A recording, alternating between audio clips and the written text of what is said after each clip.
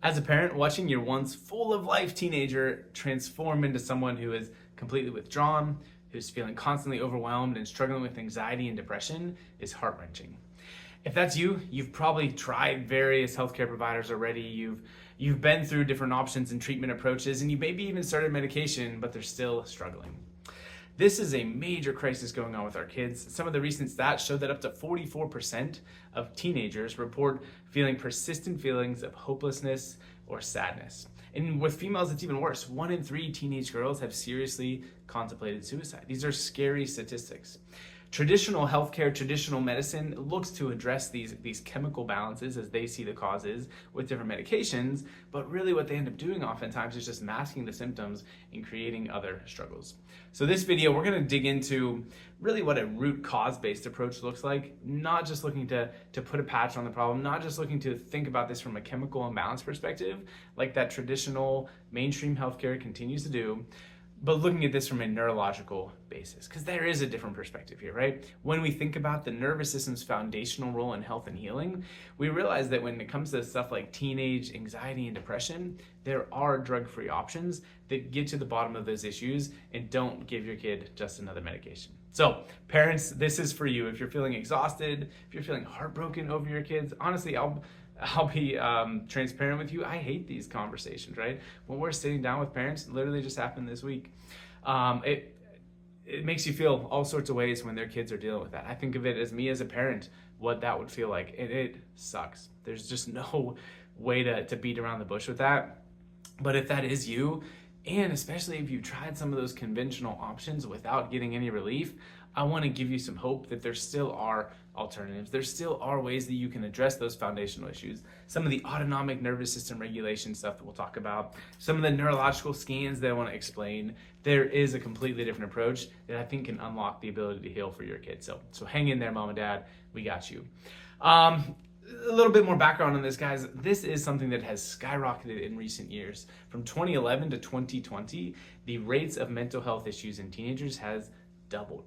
And a lot of people look at that and they point to smartphone usage, right? Around 2012 was when there was major adoption of smartphones, and that is a huge factor, right? I do not want to disagree with that at all. It's actually something that I want to address later on as far as what you can do. There's some great resources with that.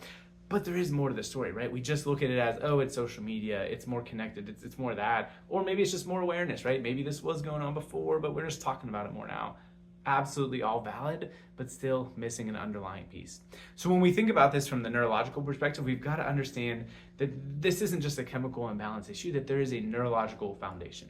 Your nervous system is what controls and regulates every function in your body. So that is what's controlling the chemical imbalances and the downstream that you're seeing when you do those different lab works or when you're taking medications to try to address that. It is still foundationally a neurological concern. The nervous system really has an operating system that runs a lot of the behind the scenes functions. The fancy word for that is the autonomic nervous system with the sympathetic and the parasympathetic balance. What I want to talk to you guys about it as is the gas pedal versus the brake pedal. This framework is really helpful for understanding what can go on with the teenage concerns that we're talking about now, or honestly even younger childhood age concerns as well. These two different modes of our nervous system, the gas pedal is your fight or flight. Think of that as your survival mode instinct, and that is totally appropriate to be in that sympathetic fight or flight gas pedal mode if you're running from a bear in the woods, right? If we're in that temporary survival mode situations, you've got to do that. You've got to have that temporary stress response. But the problem is if it's not temporary. If we get stuck in stress, then that brake pedal, that parasympathetic function, that wellness, growth, and development mode, that all gets shut down. That gets put on the back burner, and now we have this major neurological imbalance in our nervous system. The word for that is called dysautonomia. What does that lead to? What does that connect to? Well, there's one nerve that maybe you've heard of if you dug into the research surrounding this, but there's a nerve called the vagus nerve that is so connected to every aspect of this. For one, the vagus nerve is the brake pedal, right? The vagus nerve, which comes out of the base of your skull, it's one of your cranial nerves, runs right by those first couple cervical vertebrae. That is almost all of the parasympathetic function. Regulates your heart rate, controls digestion, immune system function, your stress response, and things like emotional regulation and connection. That is all connected to the vagus nerve. So when there's problems in that autonomic balance system, when we're stuck in fight or flight, all the symptoms are going to look like that that fight or flight mode stuck on, and our gut is going to be wrecked. We're going to get into that in a second. We're going to see other physical and behavioral signs as well, but it's coming from that underlying neurological concern. That is something that we see connected to us from that pediatric chiropractic perspective. We see that very top of the neck. That has a massive impact on some of these concerns like anxiety or depression or behavioral regulation and mood stuff, because it's like the main fuse or the main breaker in the nervous system is off. It's the vagus nerve. It's the calming, rest and digest side of neurology. And so when this area is affected, you don't have the ability to regulate. You don't have the ability to handle stressful situations. Your system just immediately redlines. You immediately go to that 10 out of 10 and you're tanked. And for some people that looks like a high anxiety, high worry, high stress response. For others, it goes into that shutdown almost of no affect, no interest, withdrawn, and shut down. So if you're following with me, one of the thoughts or questions you might have then is like, okay, well, what creates that? What creates that stress response? We can think of, maybe peer and societal things as we get older, right? That middle school, high school years can be brutal on kids, but it actually starts way, way sooner. And those early factors carry a lot of weight. They make a bigger impact because it affects the foundation, it affects the baseline, really what would be called from a research and a development perspective, the brain architecture, that foundation of their higher level cognitive function and emotional regulation later in life is rooted in that foundational stuff. So we call it the perfect storm. And what that perfect storm sequence is the steps that we see, whether you've got a stressed out, anxious teen or a struggling toddler, there's a really consistent pathway that we see kids go on to get that. A lot of times it starts off early in life, maybe even before birth, with major maternal stress, pregnancy stress. There's different things going on in that season of life that has mom more in that fight or flight gasp mode. When that's going on, when mom's in stress level, one, that's what baby's experiencing, right? That is what their nervous system is hardwired for. They're more stuck in stress. But it also leads to the next piece of it, which tends to be more likelihood of birth complications, right? Forceps, vacuum extraction, C-section, way more common in people who are dealing with some of these chronic healthcare challenges and mental health challenges, stuff like anxiety and depression. When we have that start to life, it tends to lead to early childhood things that are also a big part of that foundation, whether that's fussy, colicky, cranky babies that are constipated and not feeding, not latching well, into constantly sick and struggling toddlers that are having infections all the time, and then antibiotic exposure all the time. There's different environmental toxins that we get in those early foundational years. There's basically just this accumulation of stress. Within chiropractic, we refer to it as the 3 T's: traumas, toxins, and thoughts, or you can think of it as physical, chemical, emotional stresses. There's a buildup of those that surpasses the nervous system's ability to adapt. A huge piece of that is, coming back to the birth process, when we have that birth trauma and some of those early life physical injuries, that brainstem upper neck area is the most sensitive. It's the most vulnerable to injury. So this being affected means that not only do we have those stresses being added, but we don't have a brake pedal. Our vagus nerve is negatively impeded and almost shut down in a way, right? It's dampened, it's turned down. And that's what some of the research has shown, is that kids who are more likely to deal with some of these mental health challenges, when they track their vagus nerve, when they track what's called vagal tone in the research setting, basically how turned on is your brake pedal, they find that it's way lower in those kids who are dealing with those sort of challenges, similar to it is in kids with sensory processing challenges, ADHD, a whole lot of other stuff. So that's the foundational piece of it, right? The birth process, the baby years, the toddlerhood, the medications, the antibiotics, the immune system stuff, that sets the stage that now when we have a kid who's hitting middle school, who's hitting high school, we've got these extra peer challenges, we've got the bullying concerns, we've got social media and phone use, especially if that's happening too early. Now that's really mounting, right? And that's where I want to throw in one of the really helpful resources, right? There's a book called Anxious Generation. I think it's 2-3 years old now, maybe a little bit older than that. It's been huge.